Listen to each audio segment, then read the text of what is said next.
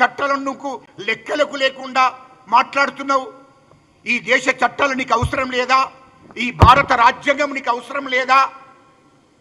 మరి మూర్ఖత్వంగా మాట్లాడుతున్నావేంటి? కాంగ్రెస్ పార్టీని, కాంగ్రెస్ ప్రభుత్వాన్ని, మా ముఖ్యమంత్రి రేవంత్ రెడ్డి గారిని అంటే తప్పుడు ఒప్పులైతే అనుకుంటున్నావా నువ్వు? ఇయ్యలో నువ్వు ఏ కంపెనీకి అయితే కార్ రేసింగ్లో 650 కోట్లు పంపావో తిరిగి నీ పార్టీకి ఫండ్ రూపంలో 49 కోట్లు నీకు నీ టీఆర్ఎస్ పార్టీకి మళ్ళీ ఫండ్ రూపంలో ఇచ్చిండ్రా లేదా? మరి తప్పే కదా. కాళేశ్వరం ప్రాజెక్టులో మీ అయ్య దోపిడీ కేసీఆర్ కాళేశ్వరం ప్రాజెక్టులో 70,000 కోట్లది 1,50,000 కోట్లకు పెంచి 80,000 కోట్లు దోసుకున్నారు కదా మీరు. దాని మీద విచారణ జరుగుతుంది. మీరు ఒక్కటి కాదు, రెండు కాదు, ఇసుక కారీలు అనేకమైన రాష్ట్రంలో 30,000 ఎకరాల భూమిని హైదరాబాద్ చుట్టూ నిజాం వంశస్థులది. దానికోసమే ఆ రోజు మాజీ ముఖ్యమంత్రి కేసీఆర్ దండిని తీసుకొచ్చాడు. ఆ 30,000 ఎకరాలు మీ బినామీ పేర్ల మీద పెట్టుకున్నారు కదా. అంటే మీరు రాష్ట్రాన్ని దోసుకున్న పర్వాలేదు, కానీ రాష్ట్ర ప్రభుత్వాన్ని దోసుకున్న పర్వాలేదు, రాష్ట్ర ప్రజలను దోసుకున్న పర్వాలేదు, మీ మీద విచారణ చేయొద్దు, మిమ్మల్ని అరెస్టు చేయొద్దా? అంటే మీరు ఇష్టం వచ్చినట్టు మాట్లాడతారు. మీరు ఈ రాష్ట్రానికి కేసీఆర్ ఎప్పుడైతే ముఖ్యమంత్రి అయిందో అప్పటి నుండి 2023 దాకా 10 ఏళ్ళు ఈ రాష్ట్రాన్ని మీరు దోసుకున్నారు. దాని మీదనే విచారణ జరుగుతుంది. అది చట్టం విచారణ చేస్తుంది, ప్రభుత్వం విచారణ చేస్తుంది. ఎందుకు తొందరపడుతున్నారు మీరు? అంటే మీకో చట్టము, ప్రజలకో చట్టం ఉంటుందా? అది మీరు మీలో చట్టం పని చట్టం చేసుకుంటూ పోతుంది. ఒకవేళ మీరు నీతి నిజాయితీ పరులు అయితే రేపు రుజువవుతుంది కదా. అప్పటిదాకా ఓపిక పట్టండి. మీకు కోర్టులంటే గౌరవం లేదు, రాజ్యాంగం అంటే గౌరవం లేదు, చట్టాలంటే గౌరవం లేకుండా ఇష్టం వచ్చినట్టు మాట్లాడితే అది ప్రజలు నమ్మే పరిస్థితులు లేరు కదా. ఇయ్యల్లో 3 లక్షల కోట్ల రూపాయలు మీరు దోసుకున్నారు కదా ఈ రాష్ట్రానికి సంబంధించిన సంపదను. ఇది వాస్తవం కాదా? ఇది తెలంగాణ ప్రజలు గమనిస్తున్నారు కదా. ఇష్టం వచ్చినట్టు మా ముఖ్యమంత్రి గారు రేవంత్ రెడ్డి గారిని రాష్ట్ర ప్రజలు ఎన్నుకున్నారు. 4 కోట్ల మంది ప్రజలు ఎన్నుకున్నారు. 4 కోట్ల మంది ప్రజలకు ఆయన ముఖ్యమంత్రి. అది గుర్తు పెట్టుకొని మాట్లాడు. ఇష్టం వచ్చినట్టు మాట్లాడద్దు. ఇలా తెలంగాణ అనలేదు, తెలంగాణ ఇవ్వడం లేదు రా బయట, ఇవ్వడం లేదు. కేటీఆర్ నువ్వు మాట్లాడే మాటలు జాగ్రత్త. ఆనాడు ఎమ్మెల్యేగా ఉన్నప్పుడే మా రేవంత్ రెడ్డి గారు తెలుగుదేశం పార్టీ ఎమ్మెల్యేగా ఉన్నప్పుడే అసెంబ్లీలో తెలంగాణ గురించి మాట్లాడాడు. తెలంగాణను అవమానపరచద్దని సీమాంధ్ర వాళ్ళ మీద ఫైట్ చేశాడు అసెంబ్లీలో. అది చూడు, ఒక్కసారి గుర్తు పెట్టుకో.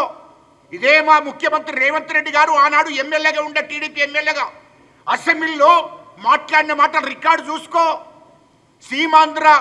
సీమాంధ్ర పెత్తందారుల మీద యుద్ధం చేశాడు అసెంబ్లీలో. మా తెలంగాణను అవమానిస్తే ఊరుకుండే ప్రసక్తే లేదని చెప్పాడు. మా తెలంగాణకు అన్యాయం జరుగుతుందని చెప్పినవాడే మా రేవంత్ రెడ్డి గారు. అది గుర్తు పెట్టుకోమని గుర్తు చేస్తున్నా అంతే. ఇవాళ మానుకోటలో జరిగిన సంఘటన ఏంది? కేటీఆర్ లుచ్చానా కొడుక, ఇది గుర్తు పెట్టుకో నువ్వు. మానుకోటలో జగన్తోని ఇదే మాజీ ముఖ్యమంత్రి జగన్మోహన్ రెడ్డి మానుకోటకు పోతే ఇదే కవిశ్రీ రెడ్డి వాడిని ఇవాళ నీ పక్కన పెట్టుకున్నావు. లుచ్చానా కొడుక, నువ్వు లుచ్చావా? ఎవడు లుచ్చానో ప్రజలు చేస్తారో. ఇవాళ కవిశ్రీ రెడ్డి అంటాడు ఎవడో జగన్మోహన్ రెడ్డి పక్కలు ఉన్నాడో. ఆ రోజు మానుకోటలో తుపాకులు పట్టుకొని తెలంగాణ ఉద్యమకారుల మీద తుపాకుల కాల్పులు జరిపిన వాళ్ళు, దాడులు చేసిన తెలంగాణ ఉద్యమకారులను 11 మంది వరంగల్ హాస్పిటల్లో చావు బతుకుల మధ్యలో ఉన్న విషయాన్ని గుర్తు చేస్తున్నా నీకు. అలాంటి జగన్మోహన్ రెడ్డిని మీరు ఆంధ్ర నుంచి ఇంటికి తెప్పించుకొని భోజనాన్ని పెట్టుకొని కూర్చొని లోపకారు ఒప్పందాలు చేసుకున్నారు. అది తెలంగాణ ప్రజలు మర్చిపోతారనుకుంటున్నావా? అదే మానుకోటలో తుపాకీ పట్టినప్పుడు కౌశిక్ రెడ్డి గారిని నువ్వు టికెట్ ఇచ్చి హుజురాబాద్లో గెలిపించుకొని అసెంబ్లీలోని పక్కకు కూర్చుండబెట్టుకున్నావు. తెలంగాణ ఉద్యమకారుల మీద కాల్పులు జరిపాడు కౌశిక్ రెడ్డి అన్నట్టు.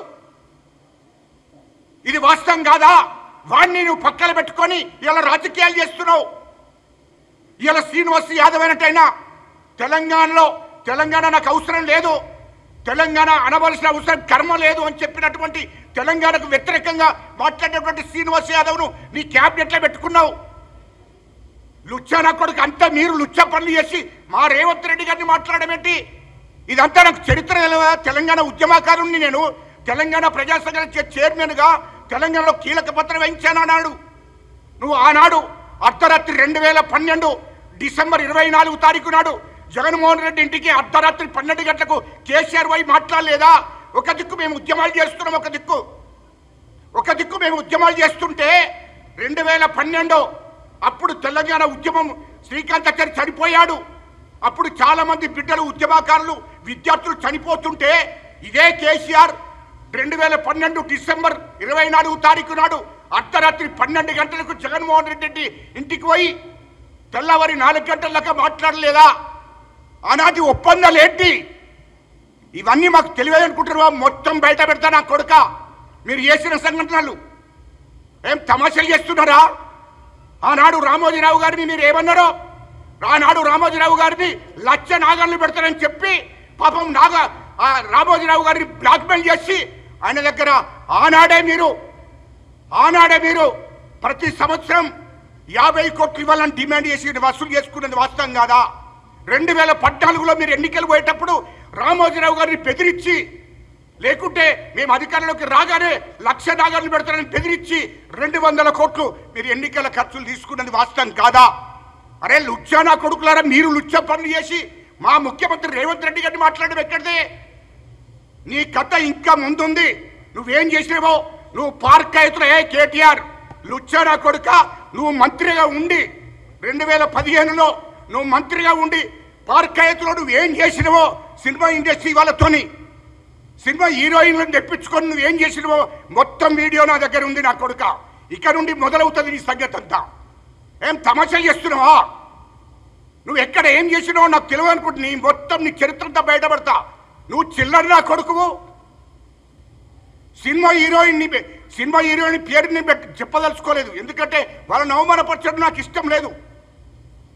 ఒక సినిమా హీరోయిన్ని బెదిరించి 2015లో ఒక మంత్రి హోదాలో బెదిరించి పార్కాయతుకు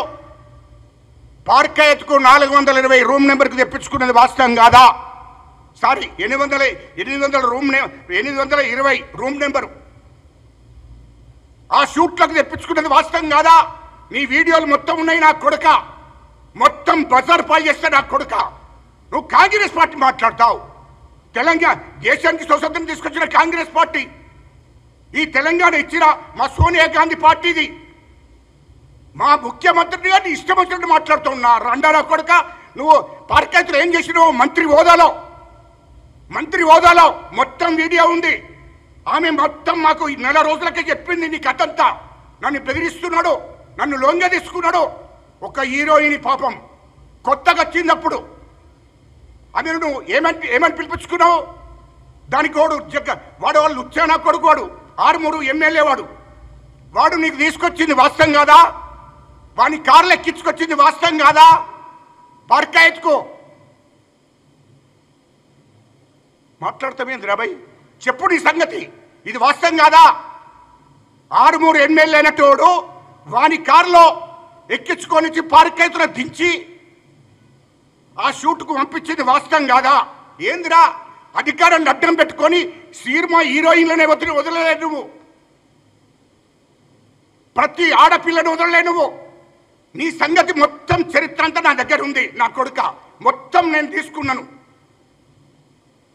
2018లో నువ్వు ఎక్కడికి పోయినావో సినిమా హీరోయిన్ తీసుకొని ఎక్కడికి పోయి నువ్వేం బెదిరించినావో మొత్తం ఎట్లా లొంగ తీసుకున్నావు నాకు తెలియదా? 2021లో ఒక హీరోయిన్ని పట్టుకొని నువ్వు ఎక్కడికి పోయినావో మొత్తం నా దగ్గర ఉందిరా నాకు చరిత్ర. నువ్వు మొత్తం నీ చరిత్ర అంతా మా దగ్గర ఉంది, ఎందుకు తొందరపడుతున్నావు? డేట్తో యుక్తంగా, నేను మాటల ఆరోపణలు కాదు, డేట్తో యుక్తంగా చెప్తాను. ఇది వాస్తవం కాకపోతే చెప్పు, బయటికి రా. నా కొడుక నువ్వేం తమాషా చేస్తున్నావు ఇష్టం వచ్చినట్టు? రాష్ట్రాన్ని దోసుకుడు గాక ఇక్కడ రాష్ట్రంలో ఉన్నట్టు పాపం హీరోయిన్లు ఆడపిల్లలను కూడా నువ్వు లొంగ తీసుకున్నావు. నా కొడుక బ్లాక్మెయిల్ చేసి బెదిరించి, ఒక్కటి కాదు రెండు కాదు నీ గురించి చెప్తే మీడియా ముందట ఏం తమాషా చేస్తున్నావా? ఇవాళ ఫోన్ ట్యాపింగ్ చేసి ఎంతమందిని మోసం చేసిండ్రా? వాడు ప్రభాకర్ గారిని కుటుంబాన్ని చట్టపరమైన చర్య తీసుకుంటుందని ఓపిక పడుతున్నాం. తెలంగాణ ఉద్యమకారులం, తెలంగాణ ప్రజలము. చట్టం పని చట్టం చేసుకుంటూ పోతుంది. చట్టానికి సహకరించకపోతే ప్రభాకర్ వాని గ్రూపు చట్టం పని చట్టం చేసుకుంటూ పోతుందనే ఉరుక్కుంటున్నాం ఇప్పటిదాకా.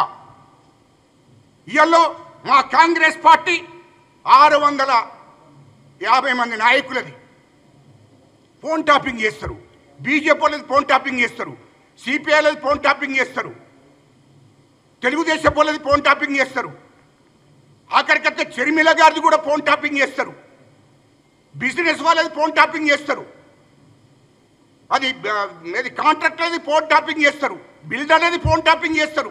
ఒక్కొక్క బిల్డర్ దగ్గర మీరు బ్లాక్మెయిల్ చేసుకుంటే ఎంత డబ్బు వసూలు చేయలేదురా? మాకు తెలియదా? కాంట్రాక్టర్ల దగ్గర మొత్తం లిస్ట్ ఉన్నది నా దగ్గర. హీరోయిన్లను వాళ్ళ ప్రతి హీరోయిన్ది ఫోన్ ట్యాపింగ్ చేశారు.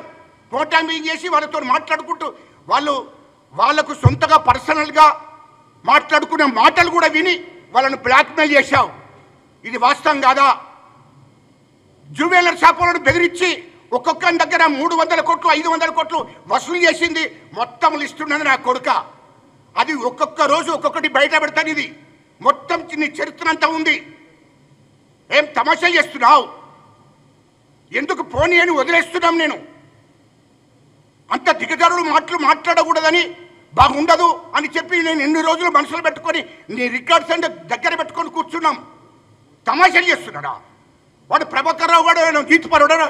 ఆ లుచ్చనా కొడుకు రాష్ట్రంలో ఉన్నటువంటి మొత్తం పెట్టుబడిదారులది, మొత్తం అందరి కాంట్రాక్టర్ది, బిజినెస్ వాళ్ళది, సినిమా ఇండస్ట్రీ వాళ్ళది, మరి బంగారు షాప్ వాళ్ళది, అందరిది కూడా పొలిటికల్ నాయకులది.